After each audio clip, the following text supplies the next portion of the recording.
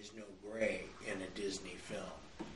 That that he really has eviscerated the text, the source text, and one of the points that I read somewhere in the line in preparation for this is that Disney, and others as well, but Disney in particular, telescopes narrative.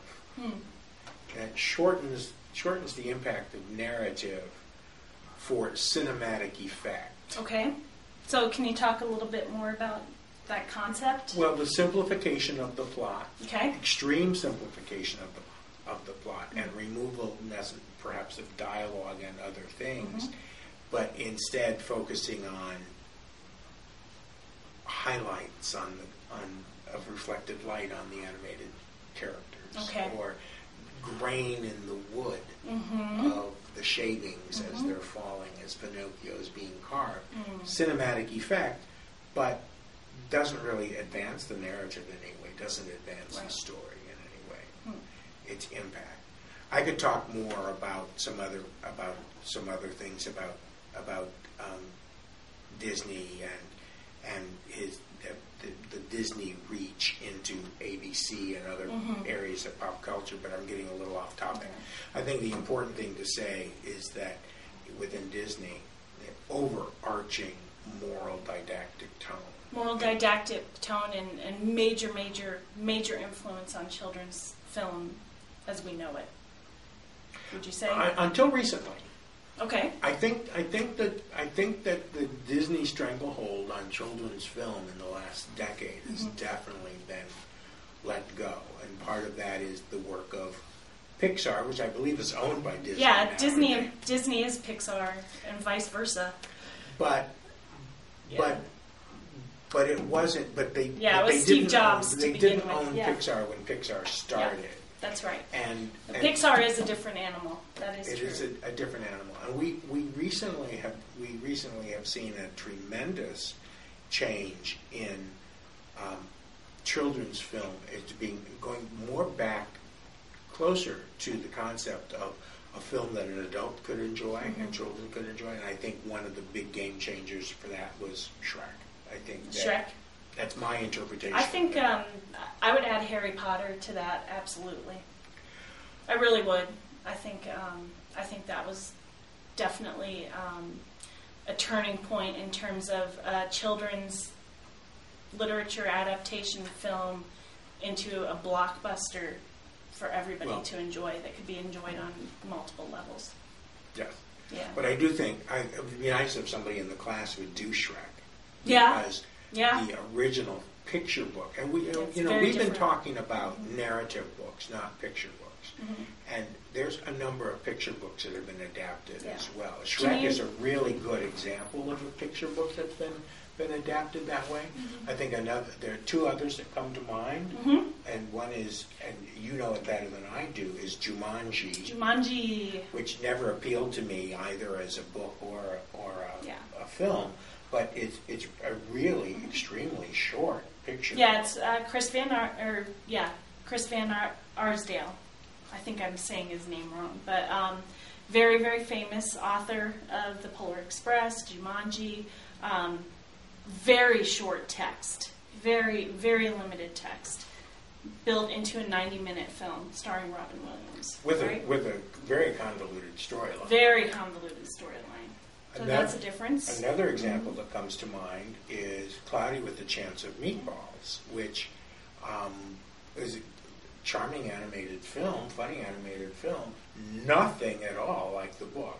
So I think what happened was there was a really great title, and some nostalgia maybe for people who are possibly about my age who remember this book in the 70s being very popular and now having children and wanting to take their kids to a film about one of their favorite children's literature pieces. Yeah, I think. But it's nothing like the book. It's the appeal is the legacy and the title. Like, oh, I remember that. I remember loving that story as a kid. Let's take the family to see the movie. I think that's a really, really interesting phenomenon. So it doesn't even have to do necessarily with the book It could just be the idea of the book. An idea, right? Yeah, right. The idea of the book. And there's many, many, many examples of things that over the years, if they moved from one medium to another, have been tremendously changed. Now, I will admit, I have not seen this film. Saw the coming attractions and saw the ads. This next film I'm going to talk about. And I remember the Weston Woods animation of it, and I never liked it. I always thought it was creepy, and the film itself looked even creepier to me. But if we're talking about picture books converted to films, we certainly have to talk about Where the Wild Things Are. Oh yeah, which is certainly one of the biggest transitions. And it's not the first time that Where the Wild Things Are has been filmed. It was, if you don't already know the company Weston Woods, you know Weston Woods, don't you? Well, they were a children's filmmaking company for many, many years, and they did lots of animated films, short films, along the lines of what we might get now from National Film Board of Canada. Okay. But they had done an animation of Maurice Sendak Where the Wild Things Are, where they actually animated the storyboard. So it looked very much like Sendak's illustrations. And of course, with the film, the live action film, we've taken a new approach. I have not seen it, so I will defer to the student who's going to write about where the wild things are to define adaptation and transformation in that one. But there's an example of some picture books moving forward. You know, there's a number of things that happen when you change when you change a book from change the content, the text from a book into a film. There can be changes in emphasis, there can be changes in style, and there can be some significant updating effects that go on too. And if we talk about a little bit of those very, very quickly, this is one of my favorites because it's actually in your book, Literature on Screen. One of the cover picture is Greer Garson in Pride and Prejudice. There have been multiple film versions of Pride and Prejudice. Greer Garson's is considered one of the most famous. One of the things that I love about this film version is that the costumer hated the period in which the book was set and thought the costume, the clothing of the period was absolutely ugly and wouldn't work on screen. So they moved the whole storyline about 30, 40 years forward in time because that was a better time for the costumes. And the costumes just look better.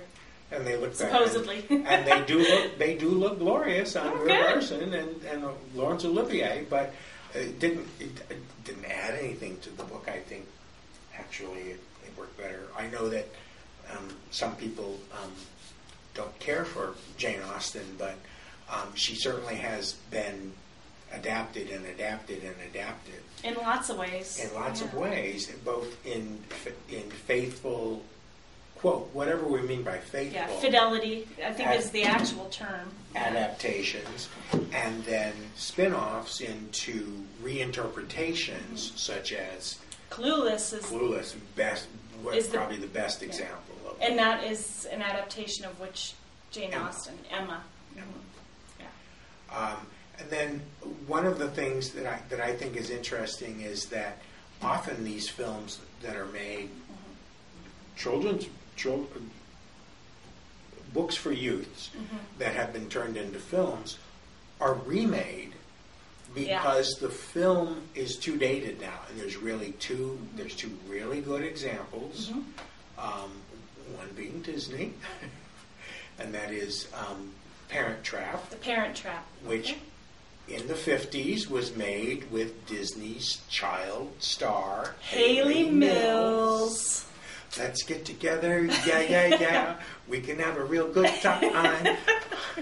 I like she was in That Darn Cat, right? She might have been. She also did. Favorite. She also did Pollyanna. Yeah, she did do Pollyanna. That's right. She did a number of things. Oh, Hayley Mills, and she was on Saved by the Bell, the TV show. But anyway, moving on.